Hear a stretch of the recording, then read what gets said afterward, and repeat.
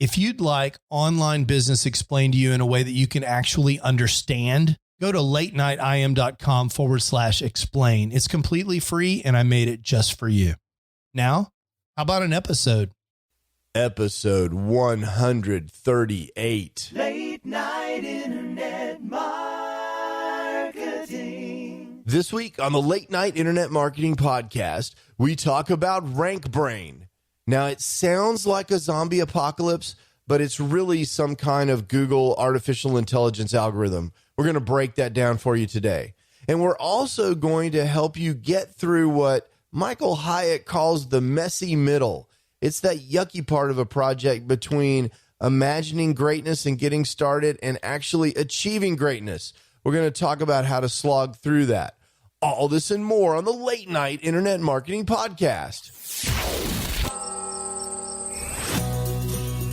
The Late Night Internet Marketing Podcast. You've been working for somebody else, but you want a business to run yourself. You want to know how to start and where to begin. Can you get out your comfort zone, my friend? Yes, you can do it right when it's late at night. At the end of the day, your dreams burning inside. So keep it up and you will find that you're building your business one night at a time. And now, broadcasting late at night from a little studio in the big state of Texas, your host, Mark Mason. Well, hello, everyone, and greetings from Dallas, Texas. This is Mark Mason and the Late Night Internet Marketing Podcast coming to you from the little studio in Texas. I hope you had a fantastic week and you made amazing progress on your internet business. We've got a lot to talk about today, but before we get to that, I have a favor to ask. You know, it's been a while since I've asked, but I would really love it. It would mean the world to me if you guys would stop what you're doing and go over to iTunes and rate this podcast. I love good, strong, honest reviews. And if you leave your name and your website in the review, then I will gladly call you out right here on the show. It's fun for me, and I hope it'll be fun for you too. Now, if you're an Android user and you actually know how to leave a review in the Google Play Store, I'd love to know about that. As far as I can tell, that's not even possible, but I'd appreciate any kind of review you could leave over in iTunes, and you can get there by going to latenightim.com/iTunes. Again, tell me who you are in the review, and I will give you a shout out right here on the show. Thank you very much. This week, in the world of internet marketing news. Just a quick news item for you today. Search Engine Land is reporting that Google Chrome, you know, the very famous web browser, is going to start reporting more security violations if there is mixed form content on your website that is not HTTPS. Now, I don't want to get into all the technology around what they're going to report, what they're not going to report. I'll leave a link in the show notes to Search Engine Land. I just remind you that it's really getting increasingly important that if you've got a website out there, that you convert it to HTTPS. And you'll recall, as I described in episode 114, this is a technology that makes your website information secure as it transfers across the internet between your web server and your reader's browser. That conversation, it encrypts that conversation between your server and your reader's browser. And increasingly, Google has said that this is important. They're going to start penalizing websites in various ways that don't have secure content.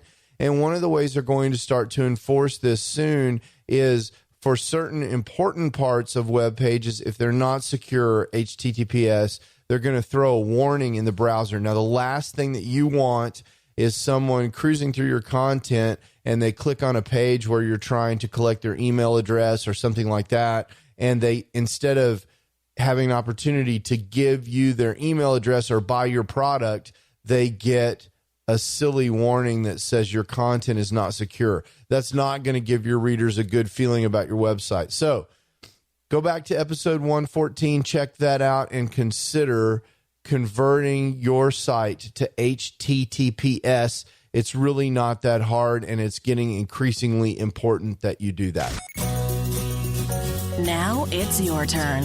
What action are you going to take to build your business? One night at a time. All right, so I wanted to talk a little bit about RankBrain. Now, Google came out at the end of 2015, and they said the three most important ranking factors are content, and we've talked about, what's in the content and what makes that important. There are a lot of sub-factors that I put in the content ranking category, like title tags and keywords and things that are inside your content, as well as the length of the content and so forth. So there's good content structure, making sure that you have good title tags that organize your content and let people know exactly what it is that you're talking about. And basically, Google is trying to make sure that you've got good, well-structured content that is really helpful to readers. And then the second thing that has always been one of the most important things are links. Who's talking about your site, and are the people that are referring to your site, are they authoritative? Are they people that are important themselves? And does the fact that they're talking about your site mean that your site must also be important? So that's the second thing, is links. But the third thing now has been a signal from this algorithm that Google calls RankBrain, which is an artificial intelligence algorithm that tries to look at your content and determine what it is, what it's about, and whether or not it's important. And I think one of the strengths of RankBrain is that it can see words or phrases that it doesn't really know about, and it can make pretty good guesses as to what the words have in common with, and use the ranking intelligence that it has from other keywords to help it decide what content to return for these new search queries that it doesn't really know how to handle. We talked about that in a previous episode about how something on the order of 15% of all queries are new. And we talked about how that was, I think we decided it was hundreds of millions of queries a day. And so, or maybe 54 million. I can't quite remember. That was a couple of episodes ago. So RankBrain helps do that, but the Google algorithm itself has hundreds of ranking factors that make it up, and RankBrain is just one of the most important ones. We don't know, like most things with Google, we don't know a super huge ton of things about RankBrain, except to say that it is based on artificial intelligence. It's a learning algorithm that theoretically gets smarter in time. And if you've done AdWords, it's probably based on the engine that was used to determine the page quality. Most of us who've run AdWords ads are familiar with the idea that landing pages that you drove traffic to using AdWords are generally assigned a quality score. And that quality score was determined automatically, and it's believed that RankBrain came out of this code that was used to automatically assess the quality of landing pages. The idea there being that Google did not want to sell ads to crummy content, because the way they present them, it made it seem like Google was sending you to crummy content. And so if your landing page was not of high quality, according to Google's algorithm, they would charge you a lot more for the ads than if you sent traffic to a really high quality landing page. Now, it's been said that you can't really optimize for RankBrain because it's an artificial intelligence algorithm, or what we call a deep learning algorithm, and the learning is relatively unsupervised. That means that the rules are changing, and there's this really famous quote by Danny Sullivan out of Search Engine Land where he talks about the fact that he's talked to Google engineers about how RankBrain works, and he's had Google engineers tell him that they don't even really understand how it works. So it's one of these things, where neural networks are formed in software and these things change, and it's modeled after the human brain, which we also don't really understand how it works. This conversation has been going on since the end of 2015, and some things have emerged that seem to influence RankBrain. So what I wanted to give to you today were a couple of tips on how you might think about starting to modify your content to help it rank for this increasingly important thing called RankBrain. Now, one thing that the guys over at WordStream seem to think is important with regard to RankBrain rankings is click-through rate. So if people are clicking through to your content, the RankBrain algorithm seems to give your content even more weight. And this whole idea of click-through rate affecting your Google ranking is a well-known phenomenon. And in fact, you can buy some kind of gray hat SEO services that will crowdsource clicking on your listings in Google. And this is shown to be very effective. So if you've got something at the bottom of page one and you want to take it up 4 or 5 spots, you can pay a reputable SEO service and they will crowdsource searches and clicks on your search result.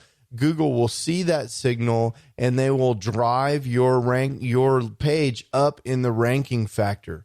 And so we know that that's in the algorithm and that's thought to be in RankBrain, and that's an important thing. Now, I don't necessarily advocate that you go do this crowdsource clicking thing, although you certainly can do that. And I'd be careful where I did that. That's not something I would do on Fiverr. But I definitely think that you can improve your click-through rates, as we have discussed many times, by paying careful attention to your description in the search engines. That description tag, as we've said before, is not used for keyword analysis or any of the traditional SEO factors, but it is something that your searchers are using to decide whether or not to click on your ranking. Same thing with your domain name and URL. If you've got a nice, clean, non-spammy looking domain name with a nice keyword rich and relatively short URL that matches sort of what the user is looking for, and an excellent page title that entices the user to click. Remember, those things are essentially sales copy for the click in the Google search engines. If you've got those things, then your click-through rate will be higher, and that will in turn cause your rankings to be higher. That's one of the factors that we think is important in RankBrain. The second thing is, and as far as I know, this is more of a theory. I don't know. I haven't seen strong data to support this, but one of the speculations is because RankBrain is an artificial intelligence algorithm, it's recognizing popular patterns that it sees. And so if you've got a website in your niche that dominates the topics that you're writing on, so the example that's cited often in this example is WebMD. If you've got a site on a medical topic, if you adopt a format that's similar to WebMD, that could help your site be associated with, if it's a site that looks like WebMD, it must be authoritative like WebMD, that sort of thinking. Now, the data on that is less clear to me, but it does make sense to me that if you want to compete with WebMD, you should adopt some of their best practices in the way that they present their content. And since RankBrain is looking at that too, it makes sense to me that they would associate the strength of WebMD with the way the WebMD content is presented. And so that's the second thing, is to take cues from the way that you organize your content from others on the web who are very successful, from your very successful competition, and organize your content similarly. Now, the third tip I'll give you for RankBrain is one that I've given you before, and that is you really need to stop targeting a single keyword for articles. You want to use the keyword that you're targeting. In your brain, you've decided you're targeting the keyword blue suede shoes, but you need to not use that keyword over and over in the article. Instead, what you want to do is what real writers do, which is they try not to use the same phrase over and over again because it sounds funny when you use the exact same words over and over again in conversation or an article. Instead, what you want to do is use all the related words to blue suede shoes. So you want to talk about the fact that these are excellent, covers for your feet. That's a silly synonym for shoes, but you get the idea. You want to use all of the rich language that you can. You want to be using the words that people who are talking about blue suede shoes are usually using. And that's going to help you with something like Rank Brain, where they're going to be looking at the semantic relationship between the words that you're using in your copy. And so that's, I think, an increasingly important thing, and something we've been talking about now for a couple of years on this show is that we don't want you keyword stuffing. We don't want you to use the keyword that's in your brain for the article more than once or twice in the article. But what I do want you to do is use a lot of words that are directly related. So those are 3 tips that will help you rank inside of Rank Brain. Make sure your description and search are really good. Make sure that your websites have a format that Rank Brain can recognize as authoritative, and make sure that you do your keyword presentation in your article in a modern way, and don't stuff your article with the same keywords over and over again. If you'd like more information on this topic, on this Rank Brain, my inspiration for this segment and a lot of the initial research that I did was out of an article in Search Engine Land by Nate Dame, and I will leave a link to that article in the show notes. That's a good place for you to get started on this topic, just like I did. It's time to get to work building your internet business. One night at a time. One night at a time.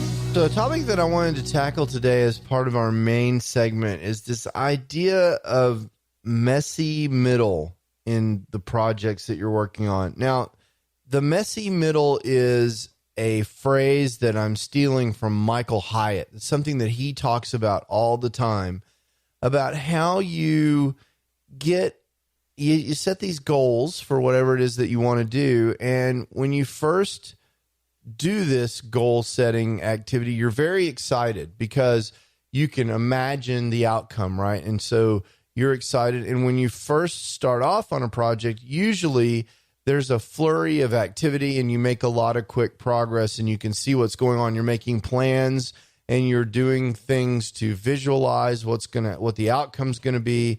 And so you feel really energized and excited. It's fresh and so forth. And then after a while, and I think this is particularly true with annual goals, but after a while, your enthusiasm starts to wane. You encounter obstacles that you weren't expecting. Things are harder than you expected. They're taking longer than you expected. And all of a sudden, you find yourself in the messy middle of whatever this thing is that you're trying to accomplish. And a lot of us never make it out of the messy middle. And when we don't make it out of the messy middle are something that I refer to as unfinished projects.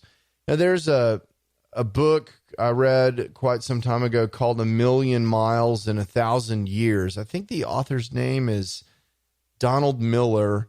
And he tells this story in the book. It's an analogy to this sort of thing where he talks about a boat trip where you're paddling and you leave the shore.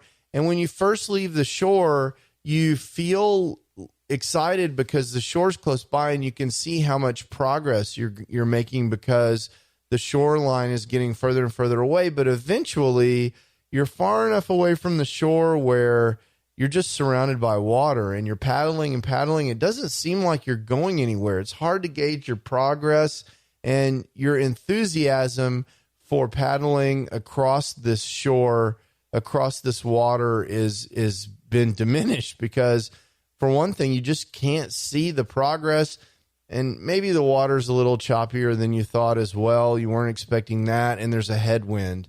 And all this conspires to cause you to sort of lose your enthusiasm for this canoe trip across the lake. And so, I think we all face this, and I'm the champion of unfinished projects. I have started and not finished more websites. Just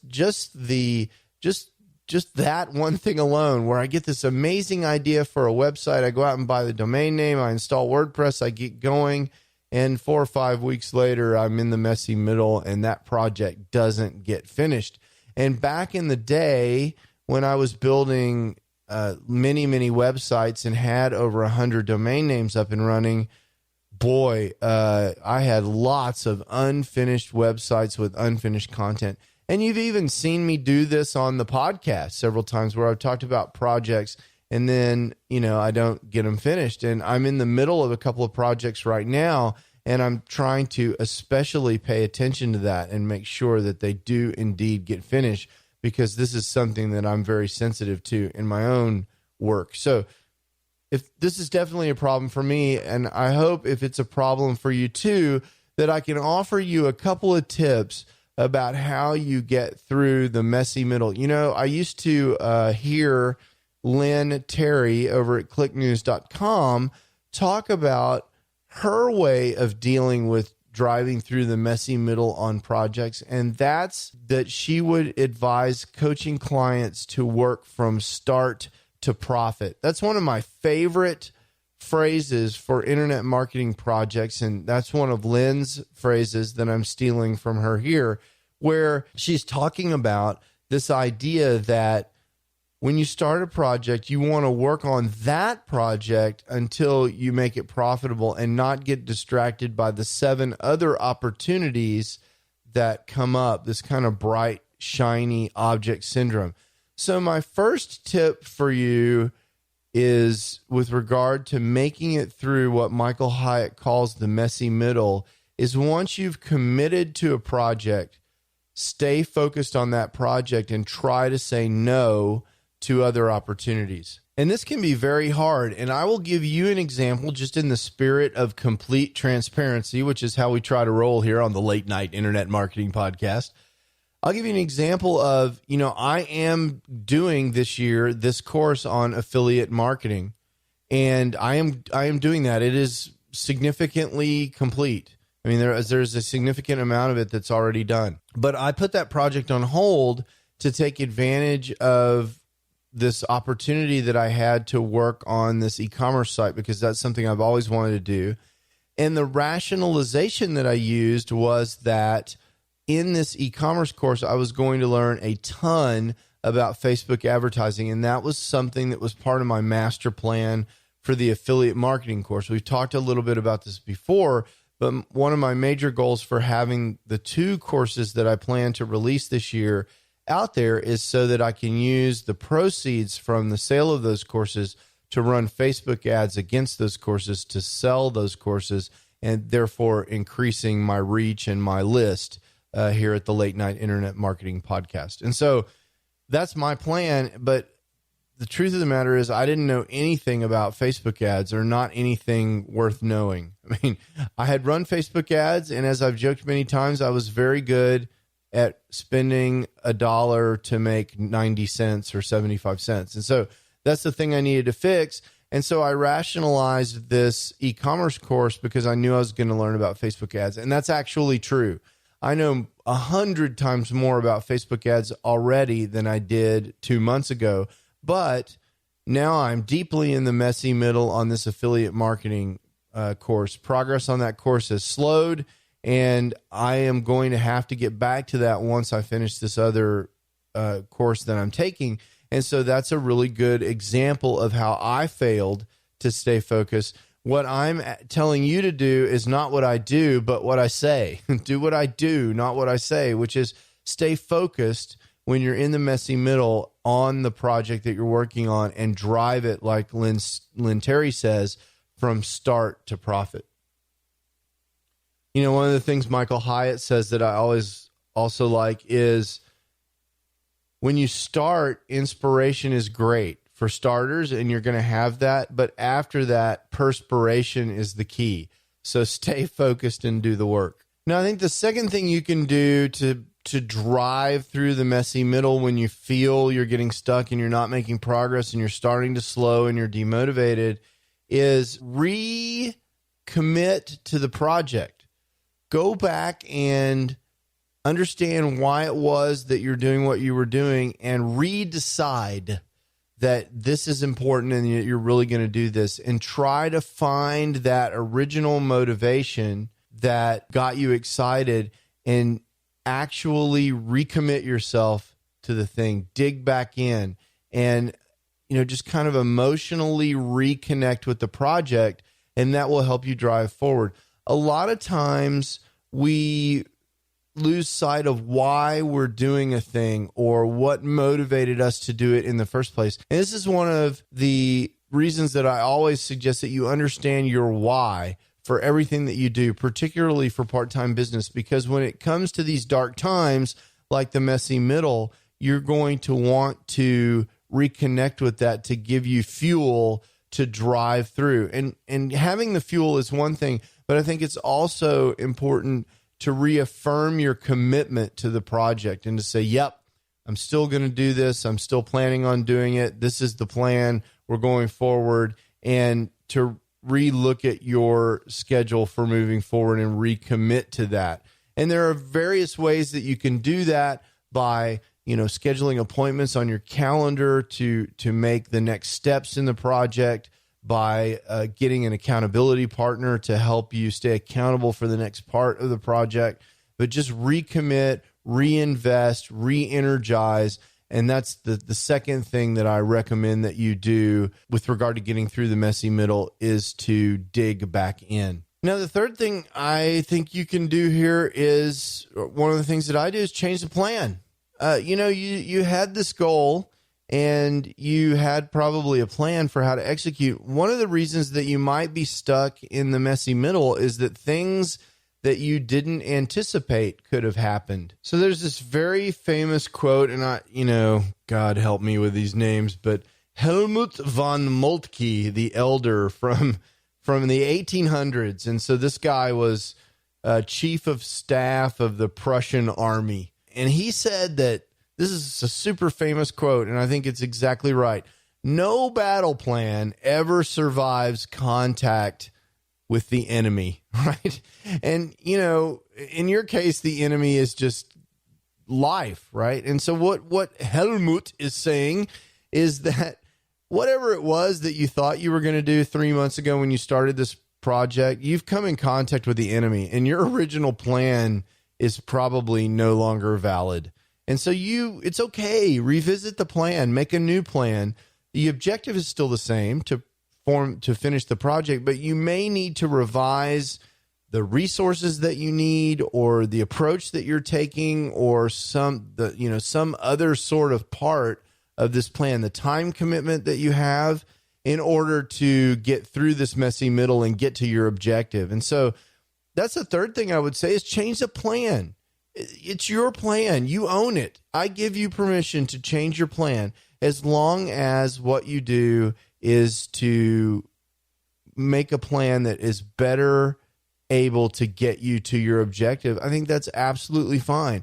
And maybe the plan means that it takes a little bit longer. But hey, if I told you were going to get there, but it was going to take, an extra month, you'd probably say, well, that's fine. It's a 12-month project anyway. I'll go ahead and make it 13 and I'll be thrilled. So don't worry about the fact that your plan may take a little longer. It may cost a little bit more. If that's, if you can swing that, just go ahead and revise that plan and recommit to that plan. And I think this works really well with idea number 2. You can commit to a new plan, right? And combine these two, and that will really help you get through the messy middle. So those are my 3 tips for getting through the messy middle. And I think one thing when Michael Hyatt talks about this kind of messy middle thing, one thing that he recognizes is that, occasionally you gotta punt as he says. You've got to decide that this goal that you set, the reason that you're stuck in the messy middle is that it's no longer appropriate. Either your why has changed, you no longer really want to do this, or the reason you were doing it is no longer appropriate or no longer matches your overall goals. It's not a fit with what it is that you're trying to accomplish. You've lost your passion for this, perhaps. Or it could just be that along the way, you've discovered things that you didn't know before that make this goal either unattainable or inappropriate. So if this is the case and you do an honest assessment of whether or not this thing that you're trying to do is still what you want to do, I think it is okay for you to decide to quit, to do something else. But you need to make sure that it's for the right reasons. I don't want to encourage you to give up on things that you really should be doing. What I'm saying is that just because you said you were going to do a thing doesn't mean it's still a good idea. And I think it's okay for you to reassess whether or not this is still a good idea and punt if it's no longer a good idea for you.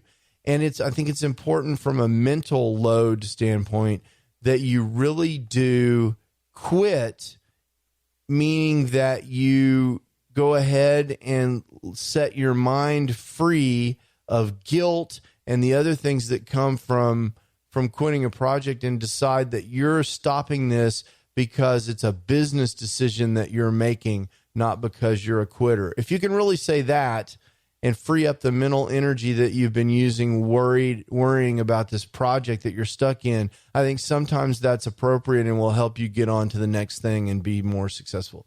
So these are my 3 tips plus a bonus tip for how to make it through the messy middle. I hope if you're stuck in the messy middle of something, that will help you and you'll be able to recommit and move forward to your goals. Okay, so that wraps it up for this week's episode of the Late Night Internet Marketing Podcast. I hope that was helpful to you. I continue to plug away with the Shopify store that I'm working on. I am definitely in the messy middle of that project. I think this is very typical of internet marketing projects where you're basically looking at a sales letter about how you're going to be drinking frozen drinks on a beach in a few weeks because of the zillions of dollars you're going to make with this, whatever this venture is.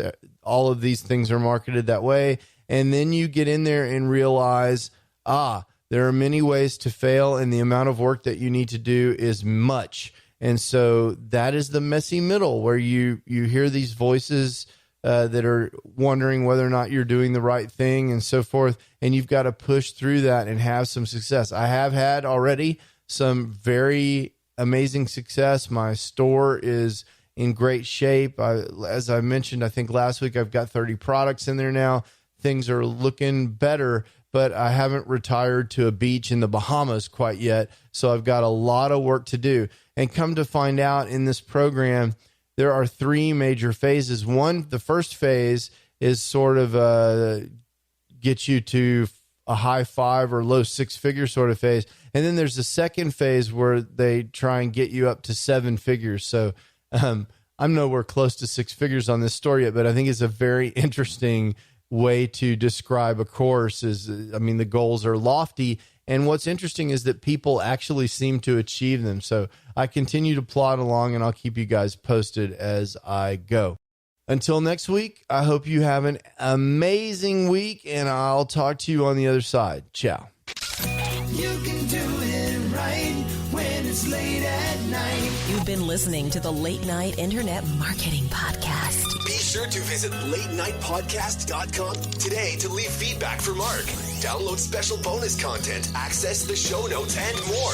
See you there. Until then, go and make some great progress on your internet business. One night at a time. One night at a time.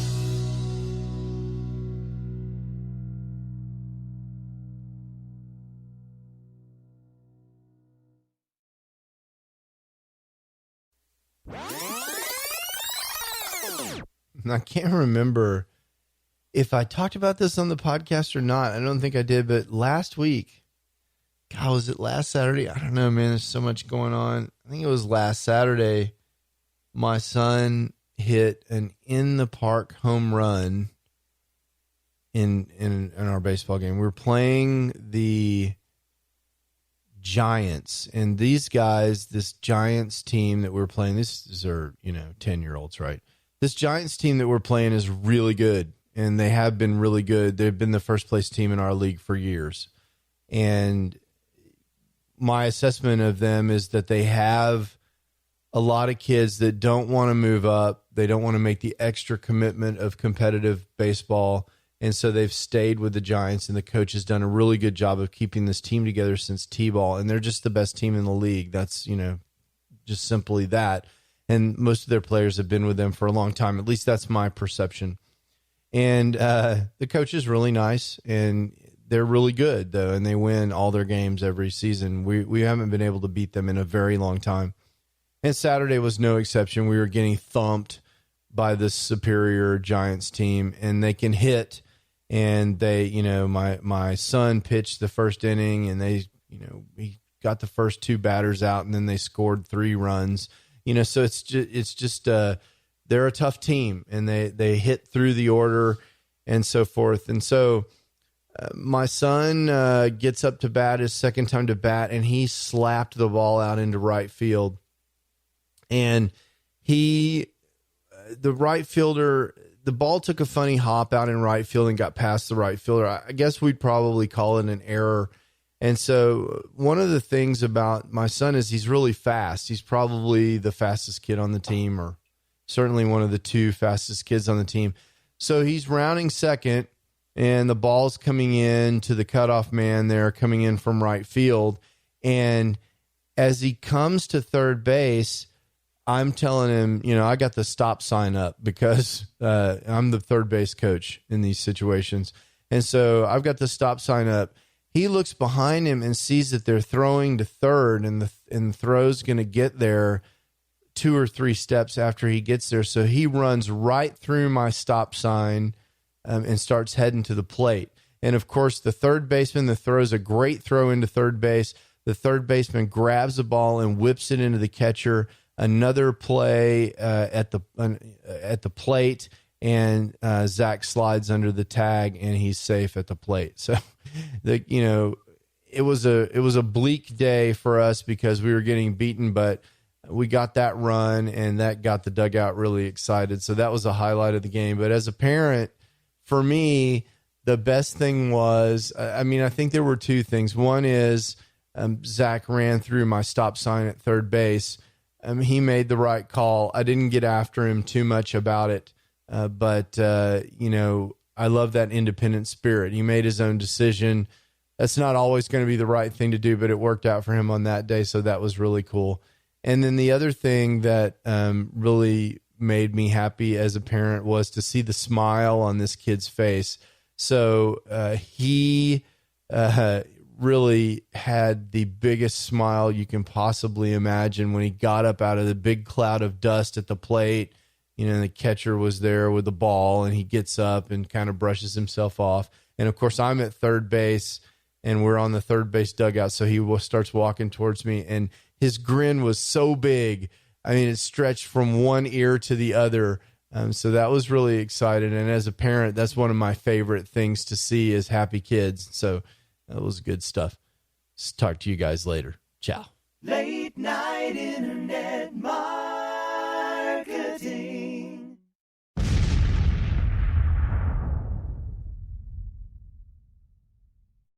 Hey, it's Mark again. I wanted to tell you one more time about this absolutely free resource that I have for helping people who are trying to get the big picture for internet marketing, actually get started and understand what all their choices are.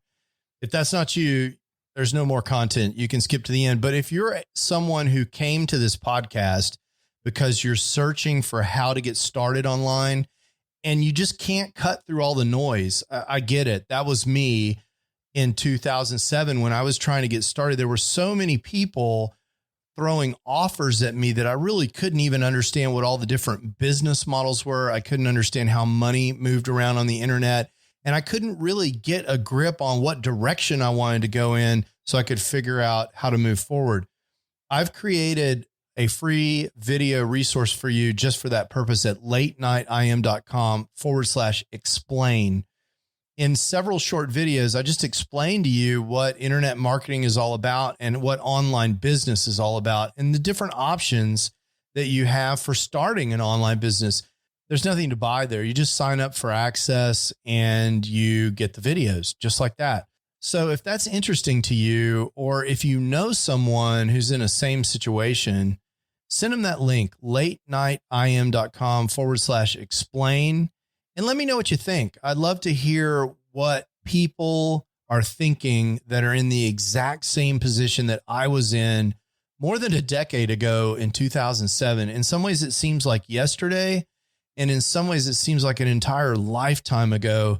Again, that's latenightim.com/explain. Late night internet marketing.